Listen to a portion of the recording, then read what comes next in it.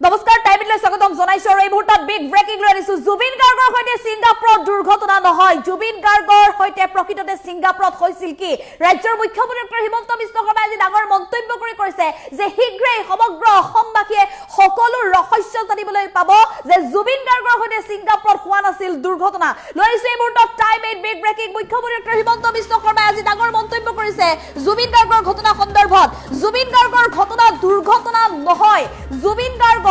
ঘটনা দুৰ্ঘটনা নহয় বুলি মুখ্যমন্ত্ৰীয়ে উল্লেখ কৰিছে আৰু কৈছে যে দুৰ্ঘটনা নহয় জুবিন গাৰ্গক হত্যা কৰা হৈছিল জুবিন গাৰ্গৰ হত্যাকাণ্ডৰ চাৰ্জশিট 8 ডিসেম্বৰত দাখিল কৰা হ'ব আদালতত চাৰ্জশিট দাখিল কৰাৰ পিছতে সমগ্ৰ ঘটনাৰ ৰহস্য পোহৰলৈ আহিব সকলো ফালৰ পৰা এতিয়া চৰকাৰ প্ৰস্তুত আছে এছআইটিয়ে সকলো তথ্য ইতিমধ্যে যুগুত কৰি ৰাখিছে গৃহমন্ত্ৰীকো অনুমোদনৰ বাবে সাক্ষাৎ কৰা হৈছে ৰাজ্যৰ মুখ্যমন্ত্ৰী হিমন্ত বিশ্ব শৰ্মাই নিজে সাক্ষাৎ কৰিছে গৃহমন্ত্ৰী অমিত শাহক 3-4 দিনৰ পুৱা